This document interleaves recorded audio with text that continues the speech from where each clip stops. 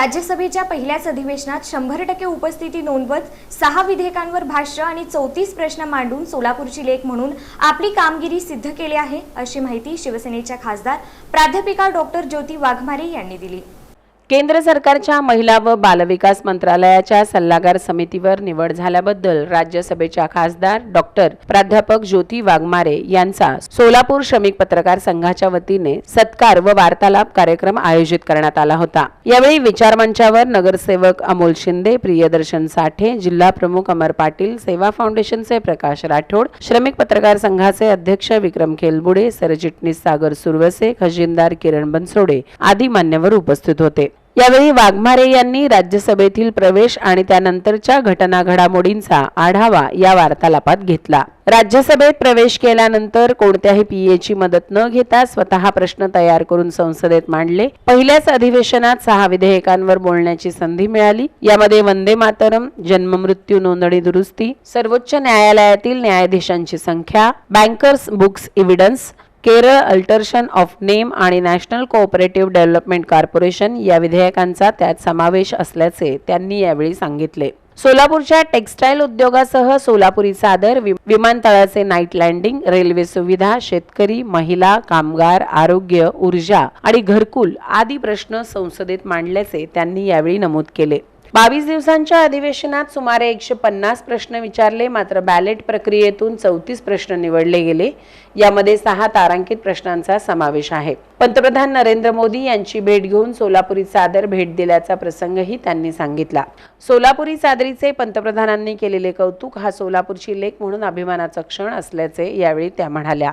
उपमुख्यमंत्री एकनाथ शिंदे आणि खासदार डॉक्टर श्रीकांत शिंदे यांच्या पाठबळाबद्दल त्यांनी कृतज्ञता व्यक्त केली। महिला व बालविकास मंत्रालयाच्या सल्लागार समितीवर निवड झाल्यानंतर वन स्टॉप सेंटर आणि प्रधानमंत्री मातृवंदना योजनेचा आढावा घेतला। महिलांना तातडीने वैद्यकीय व पोलीस मदत मिळावी, तसेच मातृवंदना योजनेतील आर्थिक मदत वाढवावी अशी मागणी केल्याचे त्यांनी यावेळी स्पष्ट केले। त्या दिवशी मी राज्यसभेत उपस्थित होते, ज्या दिवशी हे बिल राज्यसभेमध्ये आलं। त्या बिलमध्ये जे नमूद आहे तीच गोष्ट मी तुम्हाला सांगते की त्या दिवशी चर्चा काय झाली आहे की जो शब्द डॉक्टर राजेंद्र प्रसाद यांनी दिलेला होता, जो शब्द देशाच्या संविधान सभेने दिलेला होता की जो दर्जा जनगणमनला आहे तोच दर्जा हा वंदे मातरमला सुद्धा असला पाहिजे। वंदे मातरम हे देशाच्या स्वातंत्र्य चळवळीचं स्फूर्तिगीत आहे, त्याचा सन्मान प्रत्येकाने केला पाहिजे आणि जर त्याचं गायन होत असताना जर कोणी अडथळा निर्माण केला तर त्यांना शिक्षा झाली पाहिजे। ही चर्चा त्या दिवशी झालेली आहे आणि उलट त्यावेळेला विरोधकांनी वॉकआउट केलं, विरोधकांनी चर्चेमध्ये सहभाग नाही घेतला। उलट मग जे विरोधक आज अशा पद्धतीचं फेक नॅरेटिव्ह बाहेर पसरवतायत, मला त्यांना प्रश्न विचारायचा आहे की मग ज्या वेळेला वंदे मातरमवरती चर्चा होत होती का गोंधळ घातला, का तुम्ही भाषणांच्या मध्ये अडथळे निर्माण केले?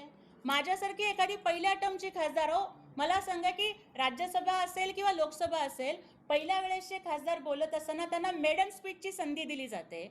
मेडन स्पीचला 10 मिनिटं बोलायचं असतं आणि हे संकेत आहेत की एखादा मेडन स्पीच करत असेल खासदार तर त्यावेळेला अडथळे निर्माण केले जाऊ नयेत। सगळ्यांनी, मग ते विरोधक असतील किंवा सत्ताधारी असतील, त्यांनी शांततेने ऐकून घ्यावं। पण मीच नाही तर माझ्यासारख्या अनेक खासदारांना मेडन स्पीचची 10 मिनिटं नाही मिळाली, 2च मिनिटं दिली गेली, प्रचंड गोंधळ घातला गेला आणि सुरुवातीला ज्यावेळी नारेबाजी झाली, घोषणाबाजी झाली आणि त्यांच्या घोषणांच्या आवाजांना आणि त्यांच्या विरोधाच्या आवाजाला न जुमानता आम्ही राष्ट्रप्रेमावरती बोलत होतो, त्यावेळेला या देशाच्या सन्मानाचा, राष्ट्रीय गीताचा विषय असताना जे विरोधक वॉकआउट करून गेलेले ते बाहेर का बोलतात? मग चर्चेचं सर्वोच्च सदन हे संसद आहे ना, या देशाच्या संविधानाच्या प्रमाणे राज्यसभा सर्वोच्च सदन आहे, तिथं का नाही त्यांनी चर्चा केली?